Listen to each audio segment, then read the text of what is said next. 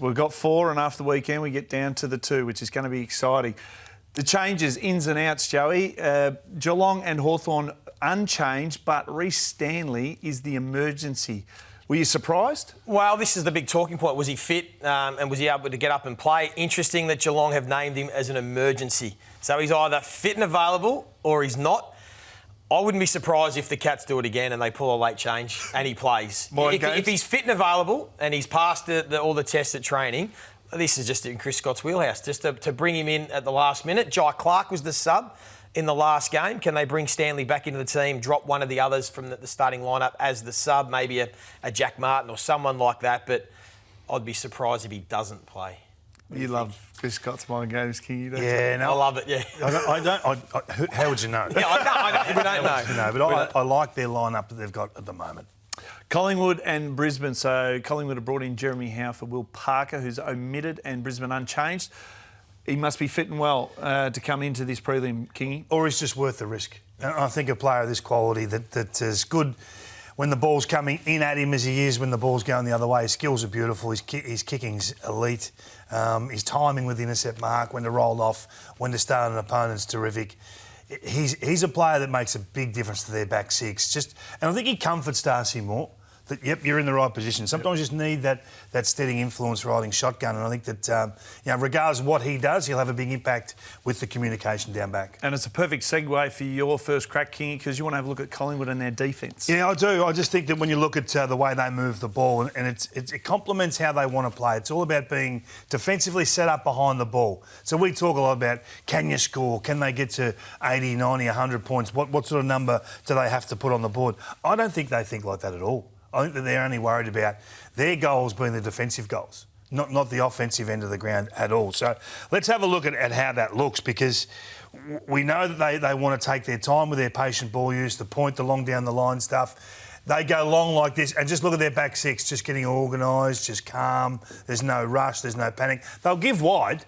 They'll allow the opposition to go wide, and they'll say, OK, you can have that first one, then we'll get numbers back, we'll free up Darcy more, and away we go. So when you see the long down the line on the TV, just picture this behind the ball and their ability to fight and scrap and win it back, and then they press up high, and good luck moving the ball full length of the ground against the Pies. So there's a lot to talk about with this, getting organised whilst playing aggressive. Look at that, coming back into the middle, and now they're organised, gumming up the corridor and giving wide.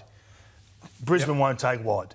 So this is a different model. So Adelaide are happy to take whatever you give them. Brisbane are looking to come back in here. So those guys that are free are going to get to really aggressive positions, and they're going to challenge you straight away. It's difficult to hold a loose man against the Brisbane Lions because they come through corridor and all of a sudden your positioning is out. You're not sure whether you're set or not. But to talk about Collingwood's back six, if they can force a straight line, a slow game, you won't score against Collingwood. But that's the balance of the games. You can see there, Collingwood not looking to score, 16 long down the lines, no immediate return, but next to score, 7 out of 10. They're next to score. So that number is just outrageous. So they're more than comfortable with how they move the ball because it gives them so much defensive stability. The Craig McRae be thrilled, and now add Howe into that. This is a tough back six, back seven to score through. That's fascinating because you look at Brisbane, they don't really go outside the logos, like you said. You'll see Toyota on either side. Joey, when you look at that then... If you have a look at this, though, just quickly, the Brisbane ball movement. So when we're talking about the elite kickers, Joey, we did this game last week, this is what you're talking about. You're talking about lasers and take risk. Look at this. That is missing that hand by 3 centimetres. But Zorko's prepared to bite it off, and their release handball from that set standing man on the mark is a weapon. And this is what we're talking about. It gets in there quick. So you've got Darcy Moore, Jeremy Howe, all these players behind the ball. You've got to be in the right spot because they'll bite this off. Same again. He's looking for corridor. What's there? Look at that. That is a millimetre from intercepted and gone the other way. But look at the speed that it puts on the ball. And, yep, you get a chance. You might get one chance. You might get two. If you don't take them, they're in and they're going to score. So, Joey, this is the ever-present threat that is the Brisbane Lions. This is why they're here again this year. They'll back their players 1v1, 1v2, 1v3 because they got match winners. And that's the key for me, and that's why I agree with Kingy. I think this will be the game because we've seen Brisbane, not just in this game, they certainly did in this game, but throughout the season, they will still force it even if you do clog up the numbers. We've shown games where teams have clogged the corridor, but they will still bite it off. Look at that. That's going to be the challenge. That's in a box of 4. So if you can draw 3 or 4 into one position, you've got 3 or 4 teammates on the outside. So that's the game. Knowing when to release off your man defensively to come and help or to hold, to say, nah, they're through, I've got to get back. How set can you be against that? Well, the answer is not very set. No, it's difficult. How many times can you cut it off? That's the game, isn't it? And because they do, as you said, even if you want to sit back, because they hit the short one, then they make the defenders that do drop off redundant. If you do squeeze up, as we've seen, they can kick it over the top and get that deeper ball through the corridor. So it's going to be a real challenge for Collingwood defensively, but they have been the best defensive team all year. They do make the right decisions more often than not, but for me, that's going to be the big key to this game. Yeah, and the spatial awareness in the middle when you're defending. Don't get too close to each other, the grass. Collingwood are pretty smart at that too, so Brisbane will get through. The licence, they don't have a licence. Brisbane, they just keep going. They'll do it. No, but they don't take it away. Fags never takes the licence away. They'll keep going for it. It's just go for it. He's a giver, takes. He's not a Fags. He's not a taker. You've got a licence. He's like Oprah. He's handing them out everywhere. All right, Joey, your first crack. You want to have a look at the Hawks? Yeah, well, the Hawks have been on fire throughout this final series so far. We know how well they've played, and the biggest facet of their game that has been building the back end of the season and really peaking at the right time is their ability to score off turnover. Anyone that's watched this show, we've spoken about it all year, the turnover game, how important that is. You need to be top 3 turnover differential to win flags, and the Hawks have been building beautifully to the point where they're 2 games so far in the final series. They're averaging almost 11 goals a game off turnover, and they have outplayed the Giants and Adelaide with the turnover game. But what is fascinating, and this is Hawthorn's model, because when you take a look at it throughout the season, when they have won the turnover battle, they are 16-0. When they haven't, and the opposition have outscored them, because they're not a great clearance team, they're a bit they're more average to sort of the top end, but not elite.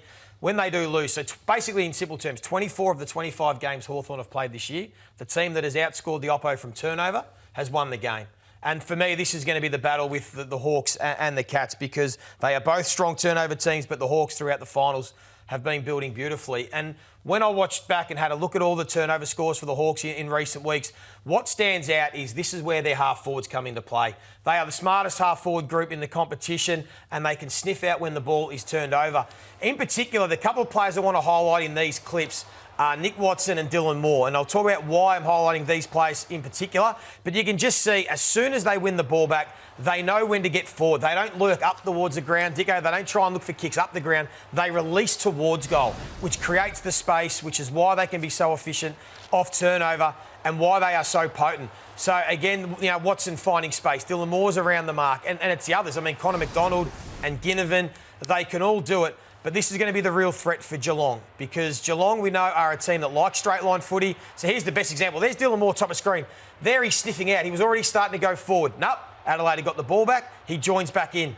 Now, second time, sniffing out the back. Off they go. Connor McDonald's involved in this clip as well. And there are the Hawks smalls. And this is where they are the most dangerous. So for me, this is going to be where the challenge lies for Geelong. Are they able to nullify the dangerous small forwards of the Hawks? Well, that's a barometer, you say, between the arcs. They're the forwards between the arcs that put the heat on, because those +2 numbers that come up high, I mean, they play a pivotal role. And Watson, you've got some great numbers on Nick Watson in terms of what he can produce. Well, this is going to be interesting to see about what the Cats do to Nick Watson. And I think they have to tag him, and I think it's O'Sheen Mullen, because here are the numbers for when the Hawks win and lose and Nick Watson sees it. Now, you can say with a lot of forwards, generally your numbers are better in wins than losses, so that is the case, but these are pretty significant.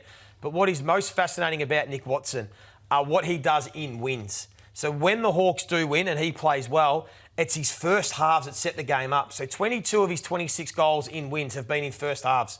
71% of his scoreboard impact in wins have been in first halves. And think about what we saw in the Adelaide game. So he's a barometer. He's the one that's not getting goals late in wins. He's kicking them early and setting the game up. So I'd be shocked if Chris Scott isn't putting a lot of work into this fella. The Wizard. He's going to weave his magic on Friday night.